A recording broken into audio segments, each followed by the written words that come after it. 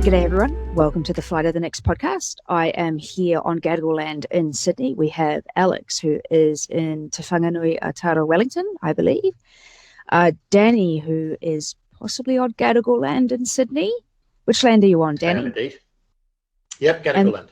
Gadigal land. And Denise, who is... in Taupo. Oh, back at home again. No iron in the background this time. Yes. All right, so we had a bit of a mixed bag this Sunday. So the matches were supposed to kick off at the same time, which was quite frustrating if you wanted to watch them, especially if you were in the stadium for one of those. There was a big delay for the men, and we'll get to that game. But first of all, we'll discuss the women who played Western United in Melbourne. We lost 3-0. We were missing a lot of our ferns. We've dropped 14 points from winning positions this season, which I think is perhaps the talking point for us. But any thoughts? So, Denise, you watched that game live a bit more carefully than I think Danny and I managed to. What were your thoughts? They weren't awful, but they were a team that, was put together, they didn't have the Mackenzie Berries of the world. They didn't really, the Kate Taylors were definitely missed. The cohesion, the Speckmeyers, who was away also on international duty. I mean, those are stars of the team for a reason. And the reason is that they dominate play. And, the people who were there, they weren't bad. They just weren't better than the other team is kind of the way I was left feeling. These players have been, trying to make the roster and trying to start and, played well. Like I can't go, there was one goal that was pretty horrible. But in general, the Chloe Lagarzo of the world were just better. And it's hard for me to kind of pick it apart because there's, I was pretty mesmerized just by all the, a bunch of new faces coming into the match. And when this is clutch time, this Olympic qualifier was horrible for the Wellington Phoenix, just terrible timing. Couldn't be worse. And, the juxtaposition of the Ferns going in and just annihilating these other teams, and versus, these Phoenix women who are fighting for their lives to try and stay in this playoff picture was a bit gutting for a fan, actually. At least for me, it was. I guess for me, I'd say I didn't see much of the match. I tried to watch the first half in the Campbelltown Stadium on a phone during a thunderstorm, so you don't really get a good version of it then. And then I've watched the extended highlights, which was mostly Western, so you didn't really see much of the Phoenix set anyway. So, but I guess games like these, we weren't expected to win. We were probably never going to win. What you were looking for as a fan, I'm guessing, is one of those players that don't normally make the first team squad or make the pitch, putting a message out there to Paul Temple saying, okay, you shouldn't be leaving me out. This is what I can do. I've got a chance now to show something. And from what I can tell, from what I've heard, no one really put their hand up and said, okay, I should be in the matchday squad next week. Yeah, I mean, there were moments. Alyssa Wynnum had some really cool dribbling stuff. I'm a big fan of Mickey Robertson. My eyes just couldn't leave her because she's so dynamic and so fun to watch. Emma Main put in a serious shift, and she had one like rip-roaring shot, but it was right at the goalkeeper. And so, they didn't quite connect. There was like a Wynnum Cox moment, and these through balls that just could have happened if they had more reps together, I feel. But they didn't have those reps. And sorry, you heard that notification. I'm turning those off. They were, like I said, they were good. They just weren't good enough. And there was no one there that just jumped off the page. You're absolutely right, Danny. Just disjointed So I watched the whole thing on replay, and it was just disjointed. And I think we've got a lot of talented academy players or younger players or more fringe players, but they don't actually spend that much time playing. And I think that was quite a big difference. And I think there were some really good moments on the field, but there was just no end product. And the end product is something we've been struggling with for big chunks of this season. Do we want to talk about the goal, the Olympico goal that was conceded? Because that was atrocious. Like that's, maybe you guys have a different example, but I think that's actually perhaps the worst goal we've conceded all season. So for an Olympico, for those who don't know, it's when you score directly from a corner. So if it's an Olympico where, the balls come all the way up over everybody's heads and then dips down into the top corner at the far post, I understand that those are very difficult to pull off. Those are very difficult to defend unless you've got like a really quite tall athletic keeper.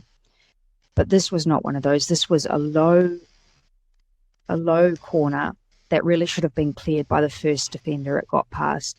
It's not even like, it bounces on the ground.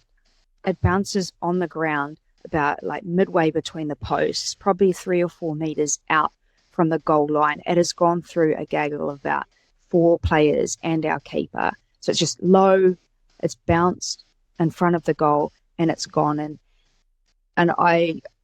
It's just, honestly, it was shocking to see that's the worst goal I think we've conceded all season. And we have conceded worse goals over our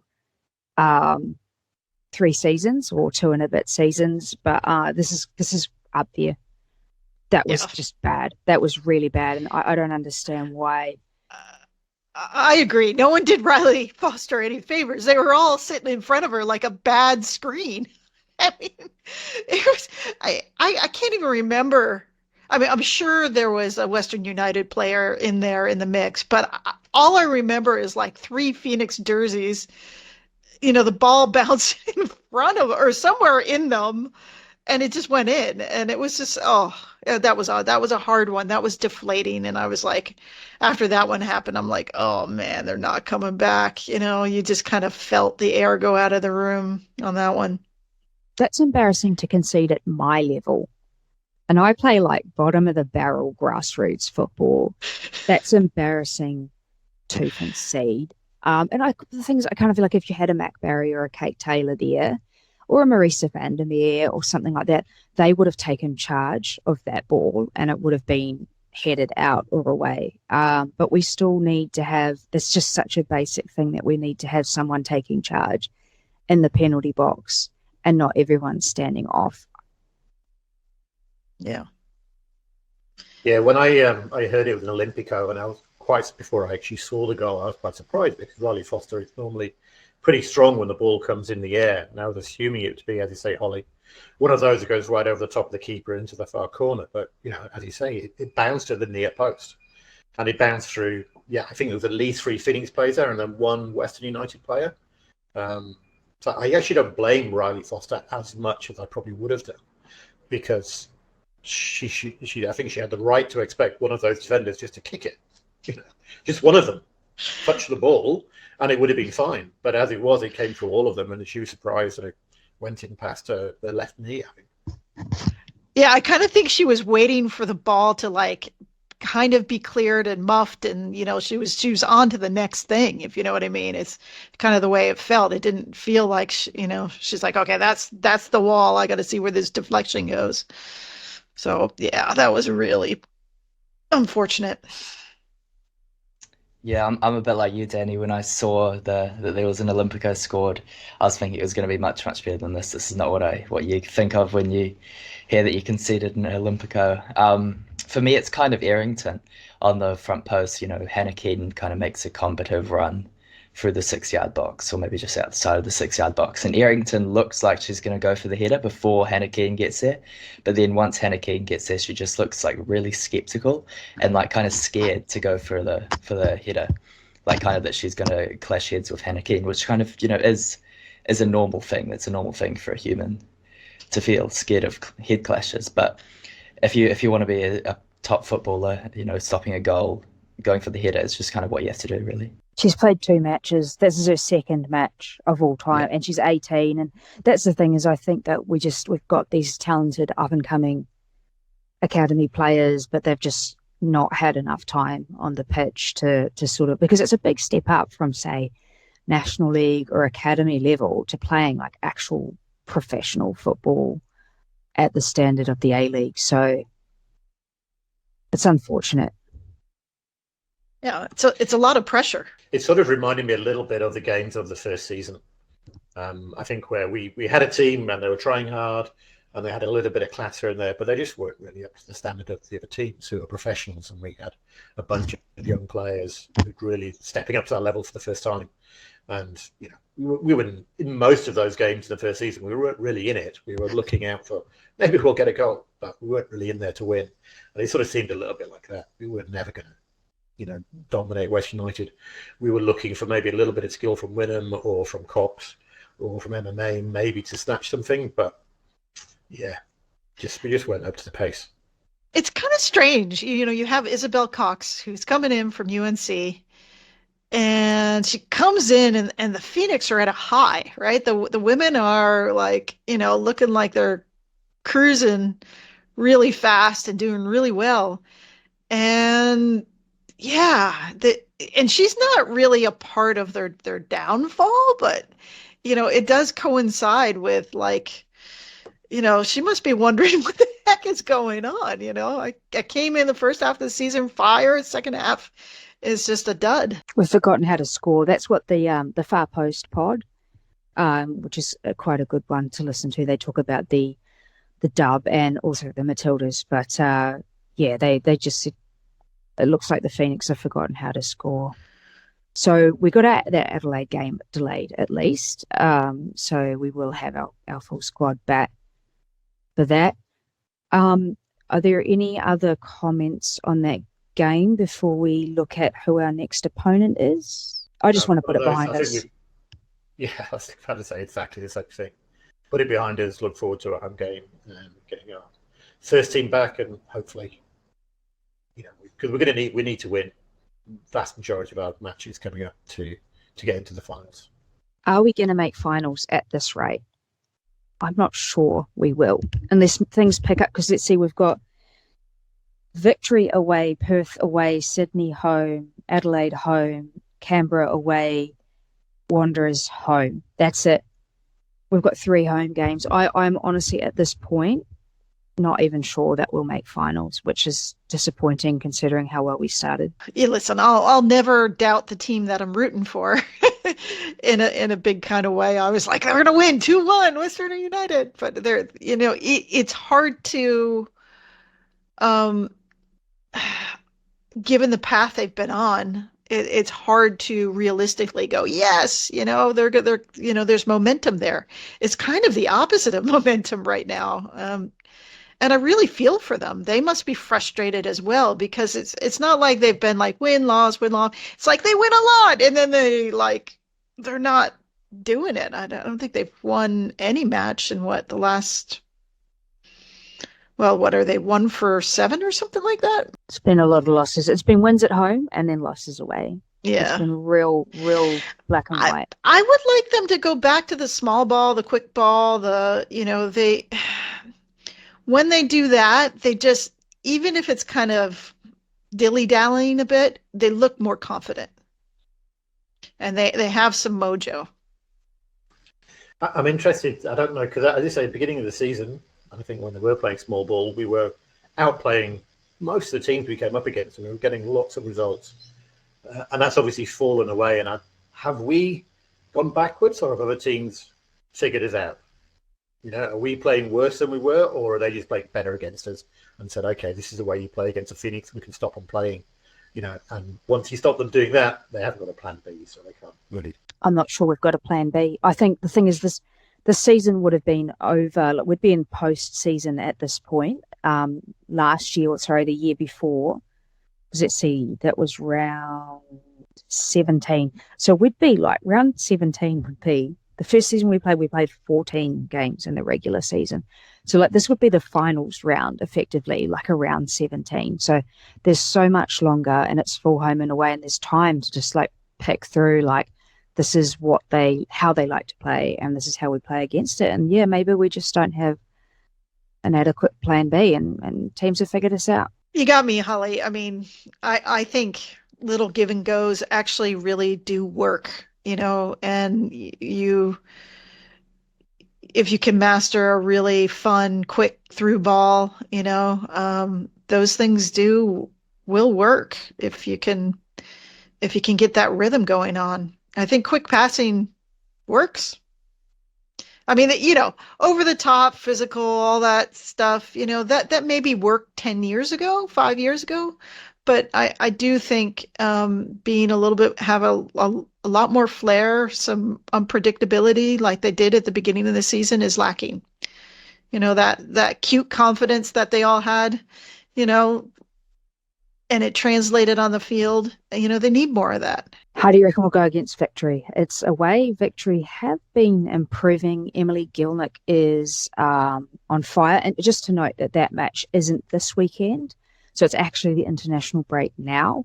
So there will be no match for the women this weekend. But on the 3rd, Victory away. You never know, but I'm still going to go 2-1.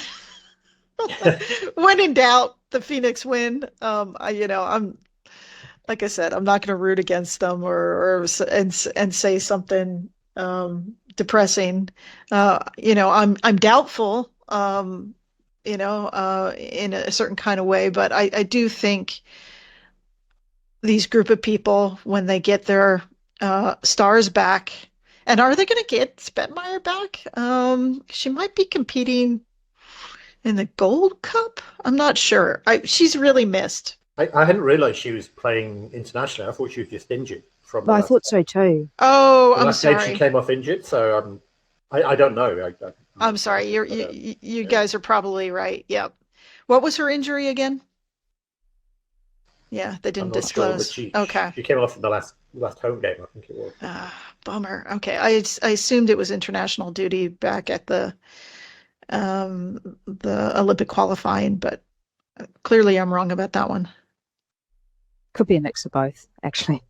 I'm not sure. Yeah. So if there's no more comment on the women, we can say goodbye to Denise, unless she really wants to stick around. Thanks for coming in, Denise. Hey, I'm thrilled. The men are doing great. I mean, I wish I were, followed them closely. I feel like a fair weather fan if I just hop on the bandwagon right now, but I'm thrilled. I mean, follow. We don't mind all the bandwagoners we can get, and I don't think you really count as a bandwagoner if you actually do so much for the club or follow the club, or the other team so closely. So, well, look, cool. There's no dub match to watch this weekend, so you can watch the men for sure. All right, guys. Cheers. Talk to you later. Bye. All right, so we'll move to a slightly better result for us. The men, we played in Campbelltown against Macarthur. It was a 2-1 win, a Costa penalty and a Costa goal in regular play. This one was perhaps, there were a few moments that perhaps could be discussed, which is the Germain penalty that wasn't given right at the beginning of the game, the Lucas Kelly held penalty that was given. But we could start with what it's like with the lightning delay. Danny, what did we get up to? Well, one thing I think we'll mention, or maybe we'll mention afterwards, but how many Phoenix fans were there? It's a really, really good turnout. So in the Leeds Club beforehand, there was well over 30, and probably the same inside the ground. So I think between 60 and, I don't know, maybe being optimistic to 100, but a lot of Phoenix fans there. So it was, in that respect, it was good. But then, of course, we had the delay for lightning, and as the delay went on and lightning hit again, it resets for every half hour. So we weren't sure at all when it was going to kick off. Of course, had we known beforehand, we could have stayed in the Leeds Club and maybe watched the women's game on a better screen. But there you go. But the atmosphere was good because there were so many of us there. I think we were all fairly optimistic. despite the huge amount of injuries we had. And in fact, we picked him up even on the day. Rufer was out there warming up, and then he never turned up on the team sheet. Apparently, he injured himself during the warm-up. I think he was even out there for the coin toss. I think I saw him do that. But then, was replaced by Finn Conchi into the lineup. So we had a really patched-up team, a bit like the women in that respect. And once you've seen that, once you're losing Pennington, Payne, Kraev, Miss Kraev, Zawada, and then Rufer, I wasn't expecting. Even with my newfound optimism and the fact that we normally do win in Campbelltown, I wasn't expecting a huge amount from this. I would have been very, very happy with a point. And so to get a win, I think it's probably our best result of the season, bearing the circumstances. Alex? Yeah, it was a good game. I think we did really well as well. This is the type of form that a championship winning team is in. You lose 5 players. Was it 5, 6 players? I don't know how many players. Old's also injured. Zavada's on limited minutes. Not many teams can do that. Not many teams can beat third place while they're, in reaching into such the depths of the squad that we are currently. We're in really great form. It's really great to see. I guess we can move on to the penalty shout to start. So Finn Sermon kind of comes in the back of Valerie Germain, or I guess it's a 50-50. But beforehand, which is important to note, is that Valerie Germain was offside, I think. And I don't know why the offside call went for so long, why that to take so long to look at it for VAR. He was clearly offside. I don't know, it's why are they even checking a penalty if he's offside? Maybe you guys can put some context into there. I think, he was given offside on the field, and so certainly at the ground we were very confused about what they were actually looking for, because I think not many of it actually even saw the challenge. But watching the replay, the ball that came through was actually from Ben Old. He somehow put it across his own ball. So I think technically he wasn't offside because the ball came off of Phoenix last. So I think the offside decision which was given on the field was actually overruled, and then they started looking at whether that was a foul on Finn Sermon on Germain. And probably for the first time this season, the referee went to look and then kept with his own on-field decision, which is very unusual, but I think was probably correct. You couldn't tell even, on watching the replays when I rewatched it, you couldn't really tell who got to the ball first. It was 50-50. If it had been given, it would have been soft and I'd been upset, but I can see why Macarthur were upset as well. With those things, I think to have the cricket analogy, it was pretty much umpire's call. Yeah, I reckon I would have given it if I was the ref in that scenario. It was a bit of a 50-50. Sermon had it quite comfortably, I think, but then he kind of just took a bit too long on clearing it, and then Germain kind of snuck up behind him, and then he was like, I should have actually got to go get this ball. I think he just needed a bit more impetus to go get the ball in the first place. It also restarted with a drop ball. Do we know why that was?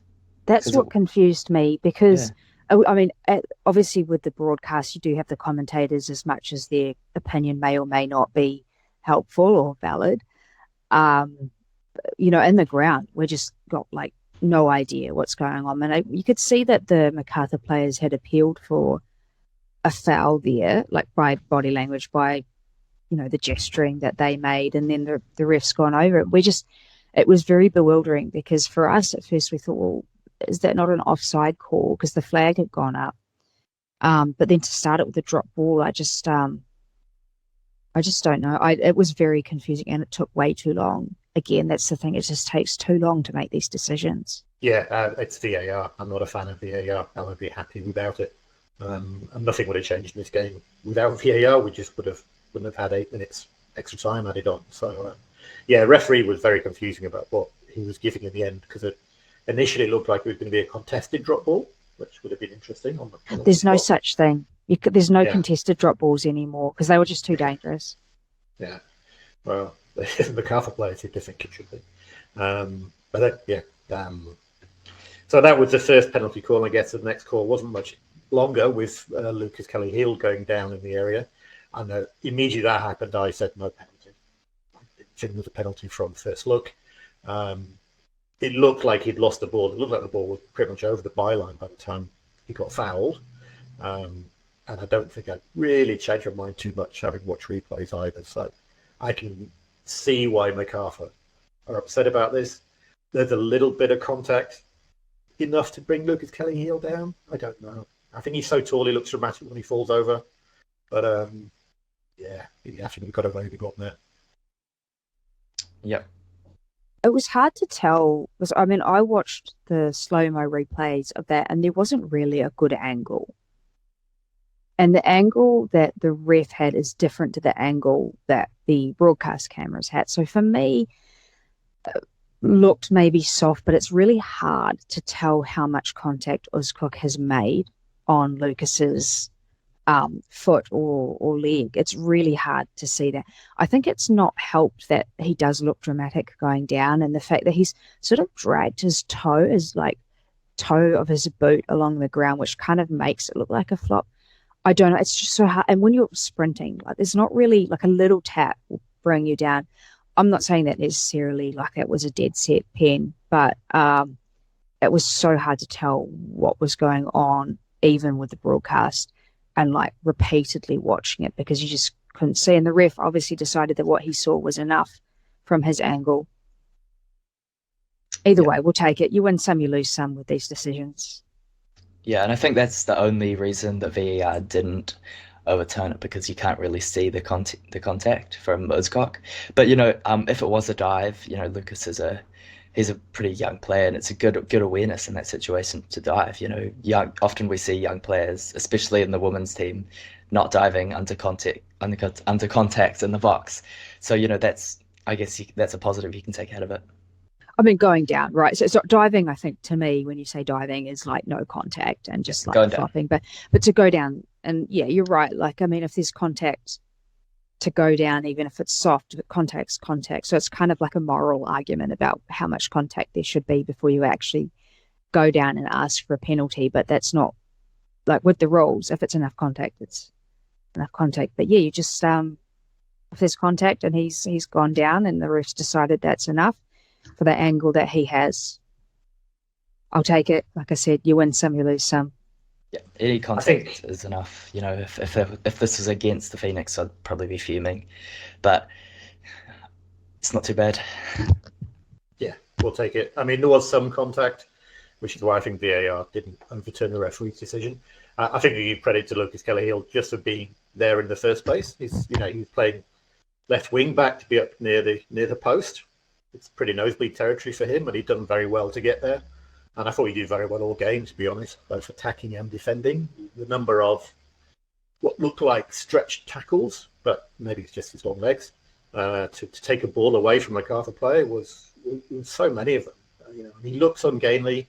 I think tall players like him never get the credit that they deserve for the skill they have because they look so clumsy and look ungainly. He's actually a very skillful player, and he showed that. He took the ball past players 2 or 3 times, put last-ditch tackles in, got the ball cleanly off players so many times. I thought he was one of his best games he's had for us. So Costa puts that pen away quite comfortably in front of the bullpen, which I think had about 25 people. Anyway, less than half of what we had as away fans. But anyway, we'll go back to the other Costa goal. We'll move on to the other Costa goal. This one was quite well worked. So for me, in the stadium there, when David Ball gets that pre-assist, right, he looks up and he sees Ben Old at the far post, and he plays this ball, and I'm just like, you wasted that, Bally. You wasted it. It's too far. It's going out. But somehow Bally plays this, and Oldie gets there and plays this pass across the front of the goal, which Costa gets to. And there were 4 players, Macarthur players, who probably should have gotten there before him. He somehow snuck in. But yeah, I thought that when Bally had played that pass, that the chance was gone. But Ben Old just on fire, somehow gets there, very athletic. Yeah, and Costa's, I thought the goal it looked very messy. It was like he was sliding in, just like everybody was over the line, Costa, Curto, and the ball over the line. But actually, looking back, he actually put the last touch on it. As he's sliding in on his bum, he puts his last flick with his right boot, which actually stops Curto getting a hand on it. It was actually quite a skillful goal. And awareness of where he and the ball was. So it was a better goal than I thought from Costa. And as you say, for Ben Old to put it across was impressive, and for David Ball to see him as well. Ben Old today was I thought was a spectacular player. Just watching him when he gets the ball down near our half and has space to run, it's a thing of beauty. It's just wonderful to see. And he's supposed to be injured. Goodness of what he could be like if he's actually fit. At one point, he was along the line, right on the sideline, and he danced through 3 players along the sideline. You think about how little space you've got when you're actually on the sideline. I can't sing his praises highly enough, I don't think. He's been pivotal this season in so much of our attack, and he's injured. That's what's crazy. Like, this isn't even full Albi. And he's so necessary when we don't have Zawada there as well. With Zawada there, we can put the ball up to Zawada, he'll hold it up, wait for someone else to get up there. Without Zawada, we've got to run it out. We're generally defending quite deep, so there's him, Ball, and Costa maybe, and so we've got to run. We've got to get past players, and we've got to make ground on our foot rather than just pumping the ball long. And he's the one that allows us to do that, basically. His speed and his ability to go past his first man and then burst forward. Without him, with Zawada out, I don't think we'd have scored half the goals that we have scored without Zawada. Yeah, I think the interesting thing for this goal is the last flick that he gets on the ball, as you said, Danny. It took me a while to spot that after watching the replay, but would it be a pen if the ball doesn't go in? Because the Macarthur defender kind of slides in the back of him, and I'm not sure if the ball before Costa gets the flick on comes off Costa or the defender. It's a really interesting question, and it would have been interesting to see how VAR would have kind of interpreted that. I think if it had been a penalty, then the bullpen would have exploded, all 20 of them. So, Salas with his debut, I felt that he was pretty exciting every time he got on the ball. he came on immediately, had a lot of energy. He came into central midfield, sort of roofer position, if you like, and immediately seemed to know where he was supposed to be. He wasn't, sitting too deep. He wasn't going too far forward, but he was always constantly trying to get involved and get the ball and put it forward. He was, immediately fitted in and was good. And, I would not be at all surprised to see the start in the next match. There was one really good bit towards the end where he just tracked Davila for about 30 yards. Didn't put a tackle in, didn't manage to get the tackle in, but tracked him all the way back into the penalty area and finally stopped Davila getting the shot on target, which was really impressive. Just commitment to stay there and do the job. So, he's only had, half an hour, but he looks pretty good so far. Yeah, it's a good choice. Houston was really, really good, played really well. I think in the end he probably won us the game. All that energy in the midfield that we was a relatively inexperienced midfield with Conchi and Alte in there, and just someone that can, I guess he can't really orchestrate the midfield yet because he doesn't speak the best English, but just having that energy in the middle of the park. We don't have the heaviest midfield, in terms of depth. Rufer and Pennington and Alte kind of are only 3, and then you've got Conchi for backup. But he had some really, really important depth. So this is the comparison that I'm actually quite interested in, right? Is both of these teams this weekend had big stacks of players injured, key players, right? So there were all the Ferns that were away in the women's team and Speckmeyer. And then in the men's team, you're missing a whole bunch of key players that have been playing so many minutes this season. Why did it work out for the men and not for the women? It's a good question. I think some of the men have probably been in and around the first team squad more often than the women's have. They also play in the reserves, so they've probably been playing at a higher standard before they come up to the Phoenix than the women have. I think the step up to the W League is probably a lot higher from New Zealand domestic football than Central League or National League up to A-League is. So that's the only thing I can think of, maybe. We don't know what goes on behind the scenes in terms of how integrated the entire matchday squad is. But possibly that. Yeah, the only thing I can think of is kind of Chiefy's tactics requiring less kind of skill and technicality from the players. Like Chiefy plays really kind of smart ball. You can call Paul Temple's ball small ball, and Chiefy plays smart ball. It kind of more relies on the defenders than the rest of the team and a bit of the midfield, but the attack, it doesn't. I don't think it relies on the attack as much. It's easier to be an attacker in Chiefy's tactics than Uffy's, and I think that shows with Kosovo Barusas being in form. But we didn't have many defenders out. Kind of only Tim Payne. Scott Wooten was a bit of a doubt, but he ended up pulling through. We switched to a back five. Hughes played really well as well. I just think playing as smart as Chiefy did really kind of won it for us. I think that's a good point, and our defence is obviously the big strength about the side, and I think a shout out will probably go to Scott Wooten. He's surrounded on both sides by academy players, and his leadership there and making sure people are where they should be and making blocks they should be, it's really impressive. As well as all the defending he does himself, I think it's really grown this season in terms of leadership in our defence, maybe because he's had to be. But yeah, he was incredibly, probably my player of the match for that game. Yeah, he's been massive. And I think, as a centre-back, he probably doesn't get as much credit as, he deserves. But he's just, all of those aerial duels, he's winning them. If someone puts a high ball in, it's so often him on the end of it. And he doesn't, I think, get the accolades for that. Perhaps as much as he should. He's a calm head amongst some pretty inexperienced players in some places, and I think you're right, he has been very, very good this season. I've also heard that in training that he actually also is very good at turning Chiefy's ideas into reality, and amongst young players as well. So he's the one that basically takes Chiefy's orders and goes to the younger players, or it's like the whole defence, say, okay, this is what this means, this is what it means in terms of you have to be here and you have to be here. When that guy comes through, that's your man, and when that guy comes through, that's your man. So, big player. Probably would be team captain if Rufa wasn't there. I think probably maybe even should be team captain. I don't know. But he's been a huge player for us this season. Yeah, I think he was captain this game actually, with Rufa and Payne out. So I think he's third choice captain.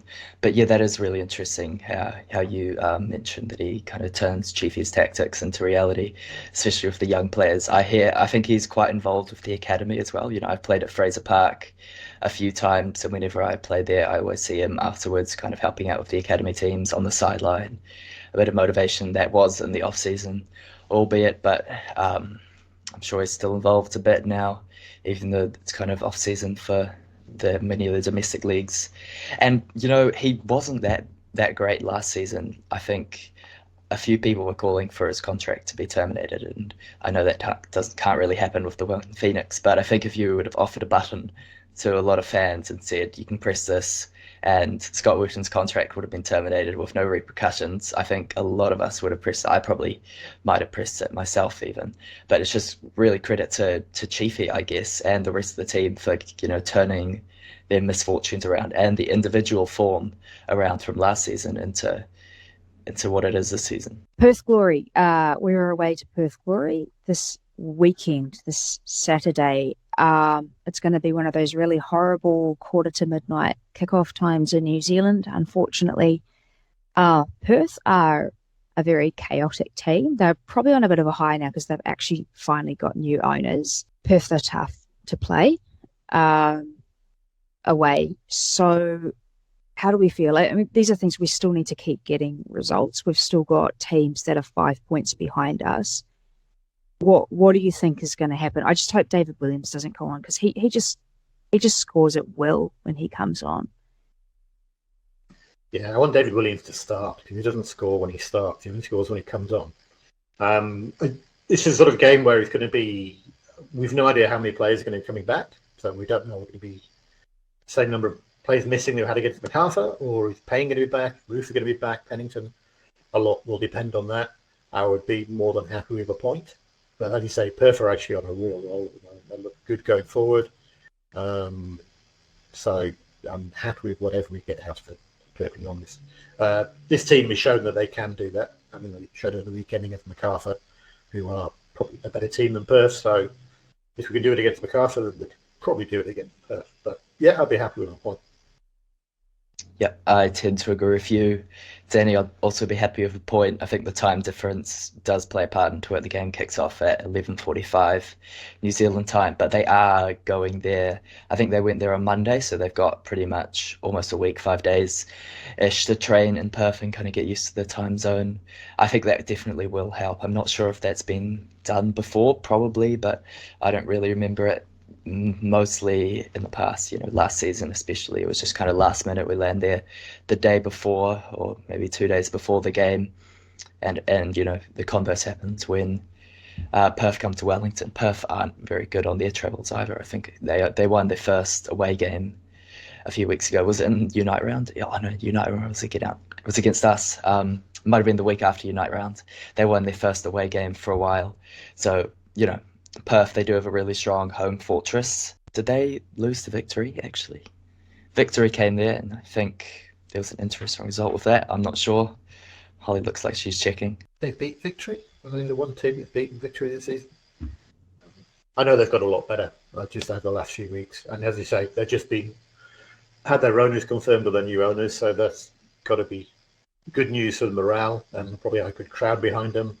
So, it's just going to be a very... One thing that I did notice in the Macarthur match was with Salas, and we're calling him Salas, Justin, he had on the back of his shirt, it was Delphin, which apparently is one of his middle names or one of his family names, which I presume means dolphin in Spanish. So should we be calling him Dolphin or Delphin rather than Salas? I didn't realise that was what was going to be on the back of his shirt, but yeah, maybe we could. Yeah, I'm not sure what he prefers to be called, but Dolphin sounds great. There's all sorts of things you can have for that. Yeah, that's a good nickname. It'll be interesting. I mean, it's interesting to see what he had on the back of his shirt in Costa Rica, whether it was Salas or Delphin. It could be like a bit of a call back home. Does he have kids? I don't know. I feel like that's the type of thing a kid would tell him to put on the back of his shirt, Dolphin. But yeah, he played really well. Yeah, I think I'd quite like to see him start against Perth. If Roosh is still out, then a midfield of him and Altai.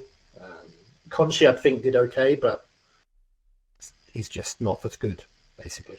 he did all right, but he's young. He's not. He's only been a professional for half a season. I think I'd prefer to have Delphin in there, Delphin/Salas, both of them maybe in midfield. All right. Any other comments? Nope. I think we're done. Thank you, everyone, for listening in.